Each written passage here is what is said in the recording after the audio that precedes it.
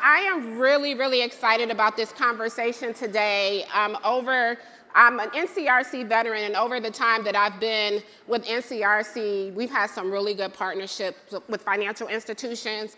And I was a part of the first CBA agreement with Huntington Bank, so I'm really excited for Brant to talk about some of the work that we've been able to do as partners. And then I'm getting to know Mike. And it's been a great partnership. I was in Buffalo last week talking to community partners who think very highly of M&T, and that's what we want to hear when we go into community. So, well, you said you loved Buffalo. I did love my experience in Buffalo. Yeah. Well, that's the appropriate way to look at it. I love my experience in Buffalo. They say the snow will be out in August, so you'll be in good shape by then. I'll be back in August. Yeah. In August for that one day that there will be no snow. Well, first, Mike is with M&T Bank, and he is the Senior Executive Vice President and Head of Community Banking. And then we have Brant, who is the President of Consumer and Regional Banking at Huntington. Yep. And so we're going to spend a little bit of time talking about their experience with the community benefit agreement process and talking a little bit about how that's changed the internal culture of their institutions and some of the things, the products and services that have come out of that experience. And then we're going to ask them to give you at least one tip to lead with or to leave with as an institution or a community partner that are working together in the local community. So I'm going to start with Brant, and then I'm going to That's all right. I'm still going to be over here. I'm just doing I'm going in alphabetical order, so I won't forget about you. So Brant, why don't you tell me a little bit about how the partnership with NCRC has changed or changed the way that you deliver products and services, and share some examples of things that have happened with the internal culture. No. Well, listen, first of all, Katie, thank you for having me. We really appreciate it. And it's great to be here with Mike. We have a really strong partnership with M&T, and we do a lot of things together, and we share ideas. And fundamentally, we believe that companies working together and partners working together and talking and collaborating and communicating is important for all of us. And so, Mike, it's great to be here with you. And I would just say this is my first year coming to this conference, and just being in the hallways, the energy in the room, and the optimism that you can feel just being here is really, really positive and uplifting. And so thank you all for being here. As it relates to our partnership with NCRC and how does it affect, first of all, this is our third community benefits agreement. This current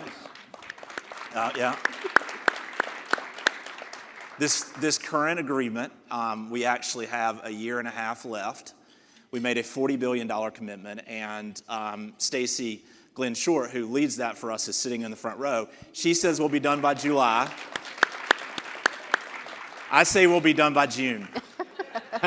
So anyway, it's a really important part of what we do. And I think M&T and Huntington both share this common view, which is our businesses ultimately revolve around the communities that we serve. And the success, frankly, of our businesses revolve around the success of the communities that we serve. And so our business is all about being local. And I will tell you that these agreements that we have create reporting and accountability for the company, and it creates accountability within the organization. But it's also core to just what we do every day. And the more successful we are with our agreement, the more successful we are in delivering, the more successful our communities will be, and ultimately Huntington can be more successful. We have formed, as a part of our agreement, a national advisory committee. NCAC. There's a number of you that are here today, and I just want to thank you for your service there.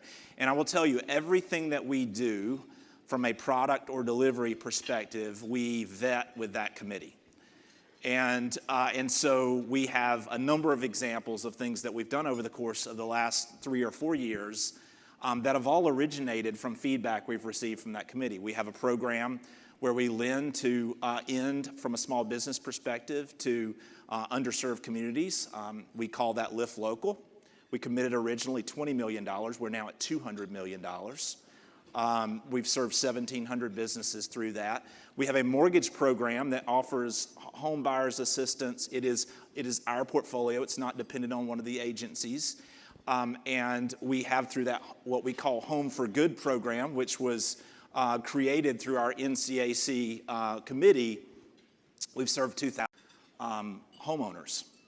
And so that would be just two examples of things that we've done. But every product or service that we provide, we use that committee as a sounding board. And frankly, we then take their feedback, as we think about developing products or services that are going to better serve the community. So I would say that our agreement and then the committee that we have around it has had a big role in how we serve communities and I think made the organization a lot better. I just want to say Katie is the chair of that and does a super job and is at every one of our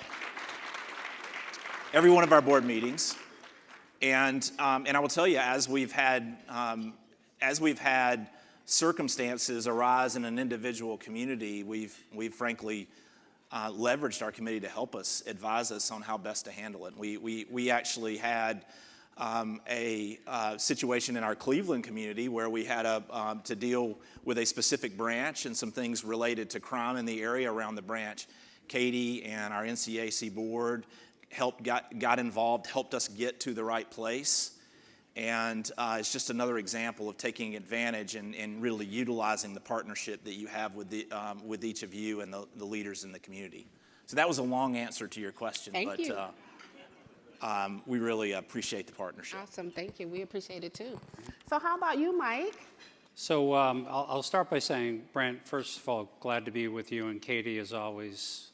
She's on our advisory board too, so with all are our board members the community advisory board for M&T folks here today? Yeah. No? No, actually we have a few. Come on. Don't be shy. I can't hear. Don't be shy. I think there's two people in the audience. Either I've got glaucoma or something. Oh, there you are. So when we first started this conversation, which was a few years back, one of the things we were told was, pay attention to the way Huntington Bank does it. So we've just met over the last few days, and I know Steve Steinauer very well. And what I realized right away was that this is work that matters. It's not an obligation. It's what we do. We just need to do it better. So when we first started these conversations, one of the most impactful things for me was our senior leadership team. Almost everyone participated in those 5 two-hour calls. So 10 hours, Renee Jones was in every one of them. And what was great for our leadership team to hear is that not everyone loves banks. I know, it's shocking. I mean, I was like, what do you mean you don't like banks?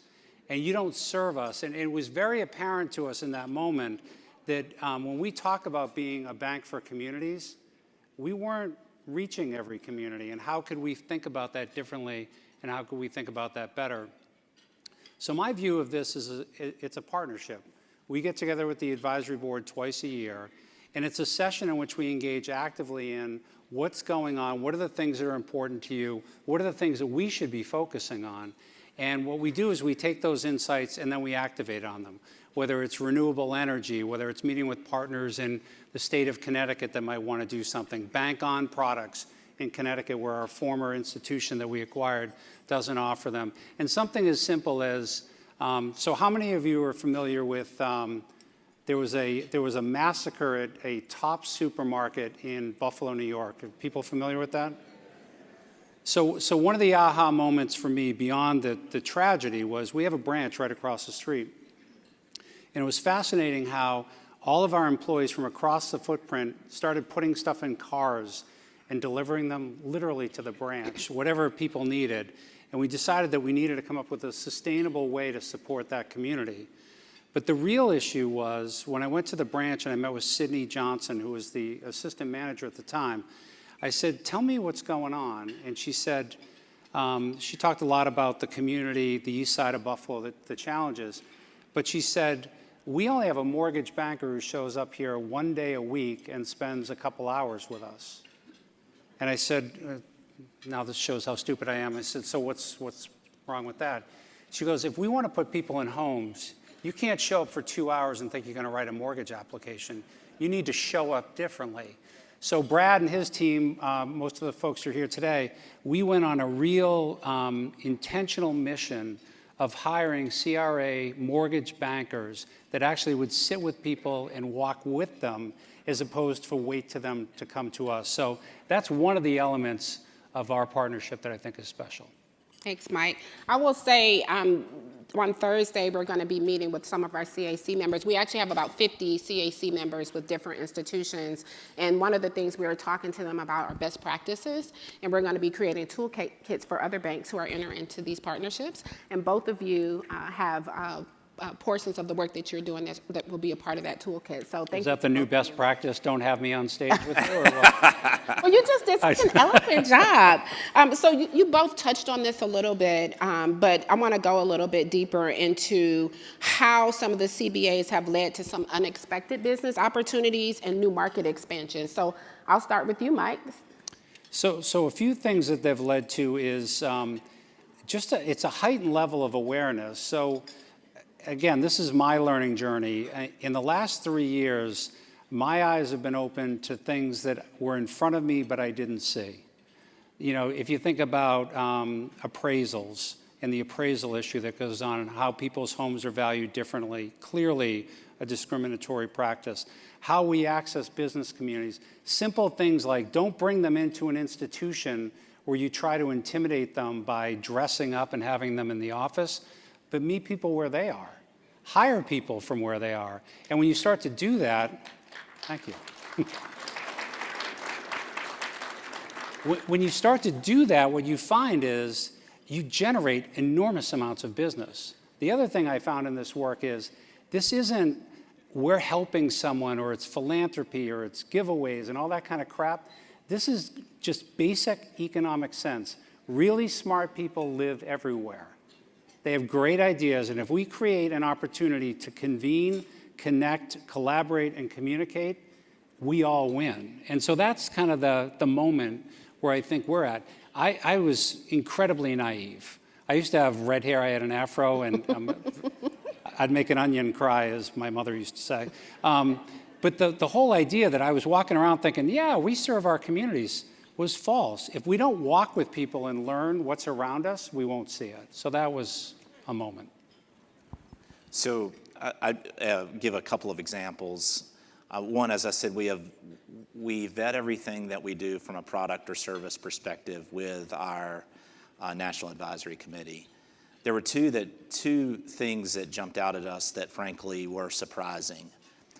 One, and this is very granular but specific, is that 25 or 6% of the U.S. population deals with a dependent adult, yet banks aren't really well equipped or set up for caring for those that may be caring for another dependent adult, whether it's shared access or protection or fraud against them.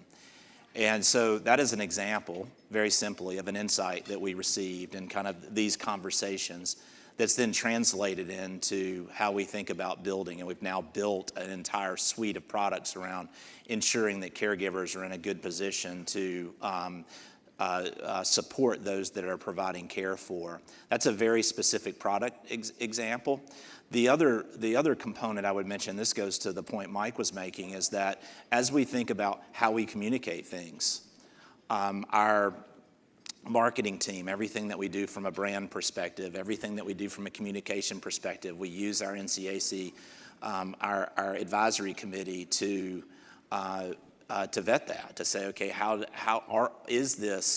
are we communicating in the way we want to communicate? Mm-hmm. Is this landing in the way that we want it to land? Are we really sending the message that we want to send? So I think those things are incredibly helpful. And I couldn't agree more with the point that we have to represent our communities in how we show up. We should represent our communities in how we hire. And we work very, very diligently to do that across the company, and I believe that these partnerships only enhance our ability to do it. One thing I will say that's consistent with both M&T and Huntington Bank is that the learning is both ways. So, you know, when Huntington has a CAC, there's always a workshop, and there's a topic. Stacy and I will usually talk before the meeting about, you know, what's a good topic to create a learning opportunity for the CAC members. And then with M&T, I remember I was trying to figure out this whole environmental tax credit situation that was just totally mind-boggling to me. I had an opportunity to meet with one of your team members over coffee here in Virginia, but then you also had a special session for members to come and learn more about those tax credits and the benefit to the community. So I think that's the other thing that's really important about the partnerships is that there's this two-way learning opportunity. You all are listening to community and using that to help reshape how you provide products and services. The other feedback is also like the internal culture of cross-collaboration. Yeah. We hear a lot about that, but then there's also this opportunity for our CAC members to learn and take that information back to community. So I appreciate that. So in this environment, and we're seeing a lot of folks, community partners dealing with the federal freeze and trying to figure out how to sustain their organizations. Tell me a little bit about your approach to continuing community investment and how that remains a priority regardless of shifts that are happening. Yeah, I mean, I would say that it goes back to the point I made at the beginning, which is we view this as the core of the success of the company. The more we can invest in the communities that we serve, the more successful they are, the more successful we'll be as an organization.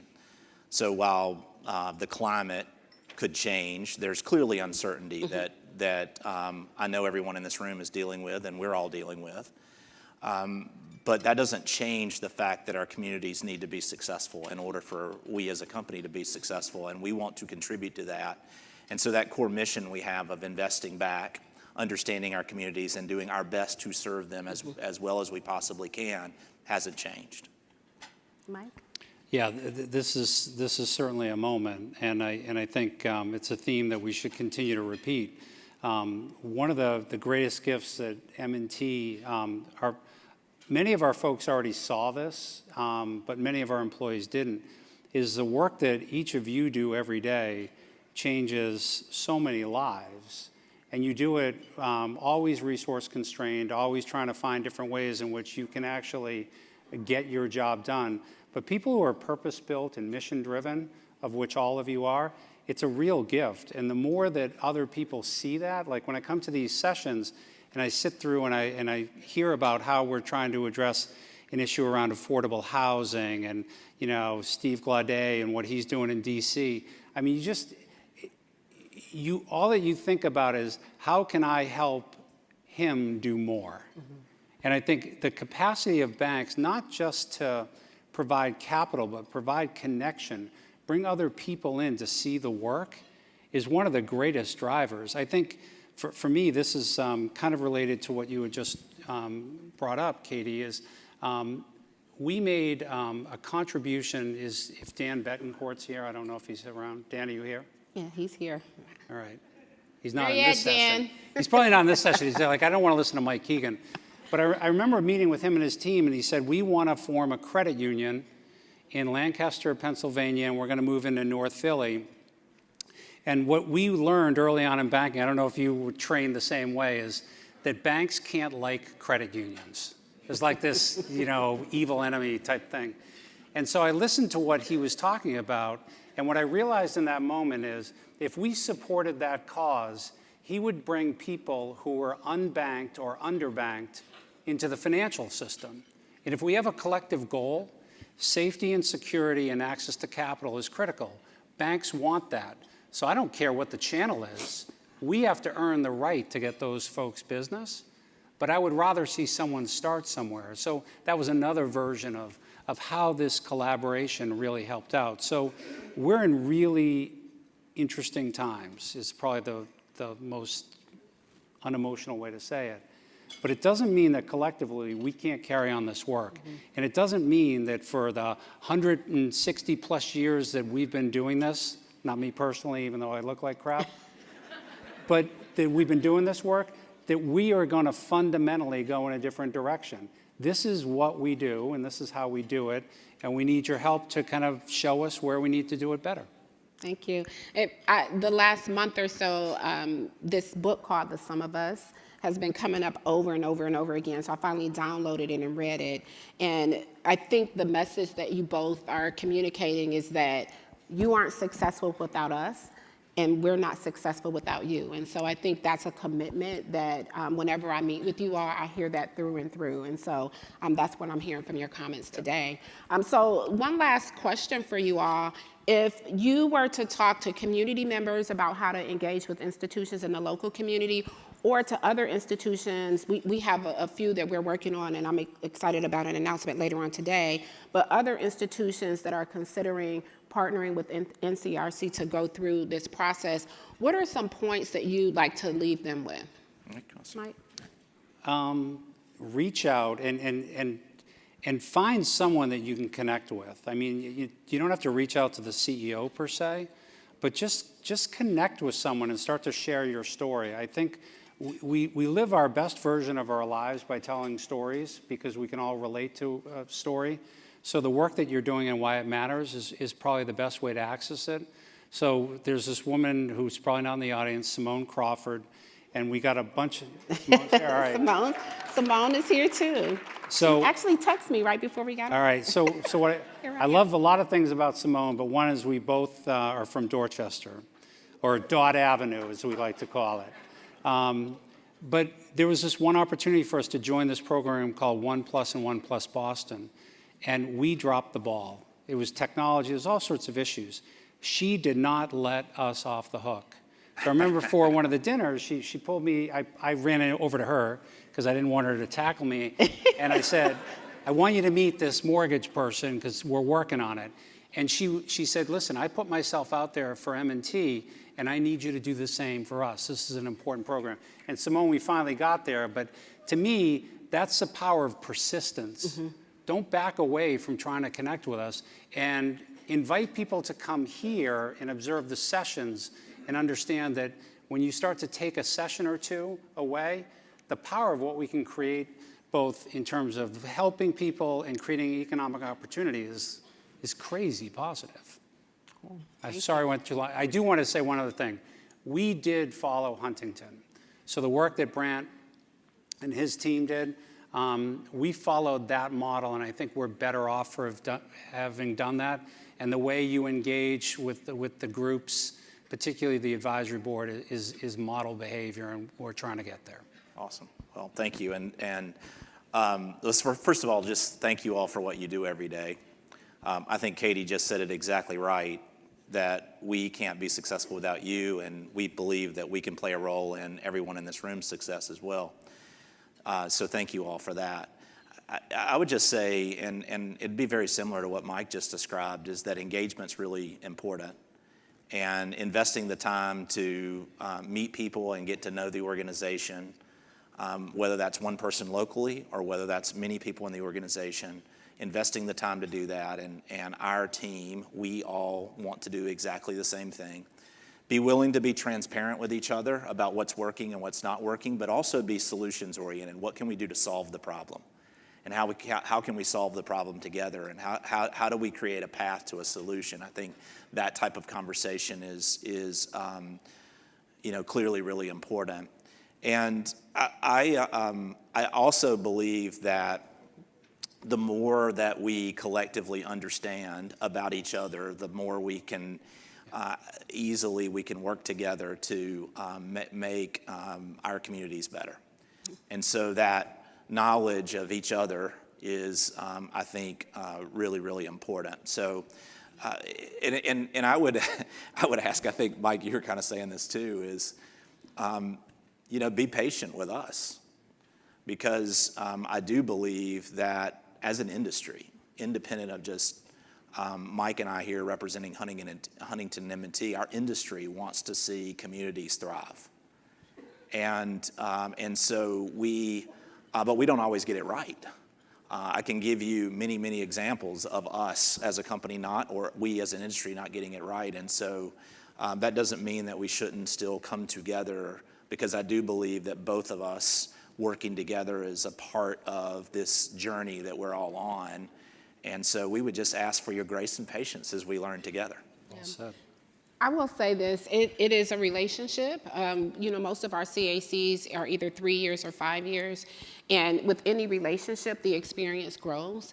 And what I've found is that on the CACs that are the strongest, there's that ability to have that dialogue, and there's the ability, as you said, for Simone to say, Mike, what's up? She didn't say it that nicely. She is sweet as, she is so nice. She's awesome. No, No, but I think but Simone well enough because of that experience to understand that it is about making the bank better and helping to make the community better. And I think that's been the experience with all of the CACs that I've been on, particularly with you all. So I want to say thank you again for being great partners. The last thing that I would leave with is what I've gotten from you all and with some of our other partners is how it has changed the internal culture of the organization in terms of, I don't know if this has been your experience, but with some of the institutions we talked to about cross collaboration. Yeah, well, Katie, one thing I would add to what you're saying is when we think about recruiting colleagues to our company, this is one of the things that our colleagues are most attractive to. I mean, our colleagues take a tremendous amount of pride in knowing that our company is committed to making a difference. And so we view it as the most important part of the company, and the company's success is culture. And one of the big attributes of culture is this concept of care, of really caring about the communities that you serve, caring about the people that you work with. And so this work that we do actually allows us to attract people that are passionate about it because they want to be a part of a company that thinks like both of our companies think. Awesome. So one of the, we did an acquisition a few years ago, and it didn't go perfectly, but it went okay. And we had this one guy, the first guy I met, he was a state representative from Connecticut, and it was the first of probably 1,000 conversations I had, and he said to me, my grandfather, my father, and I all bank with People's United, and you don't represent my community. That was the first phone call. It was a WebEx during the pandemic. And I'm like, holy cow, this is what we're in for. So over the course of the next year, I got to know him a lot better. I walked the neighborhoods that he served. I got to meet folks, got to meet his family. His son actually came and worked for us. And he's become one of our biggest advocates because we said something very simple, and I think it's very applicable for the environment we're in today. Judge us by what we do. Hold us to that standard. Because people are saying lots of things today, but it's what we do that matters. So each year, or more often when we gather, just hold us to account. We should hold each other to account in terms of the progress we make. But the irony of hiring Chris's son, who's Christopher, was during this conversion that didn't go well, people were upset with us. And he was at this event, and he took out his M&T debit card. You can get a Huntington one as well, but you can get an M&T one. But you can brand it with different flags, and his family is from Puerto Rico, so he had the Puerto Rican flag on his debit card. And someone who was complaining about M&T said, where did you get that? He goes, I got it at M&T, I can get you one. And I'm like, what a great leveling when you actually go into communities and you hire really talented people who can then carry the culture, which is what you're saying, forward, because we all want to do the right thing. We just need to be reminded of what that is sometimes. Well, that was perfect timing. We got all zeros now. I know. So our time We're getting the is flashing up. red light. Yeah. Well, I will say this. Thank you very much for sharing your stories. Thank you. I welcome any institution in the room to pull Brant and Mike aside to talk about their experience. Feel free to come and talk to me. But thank you very much. It's been a great partnership. Awesome. Thanks. Thank you. All right.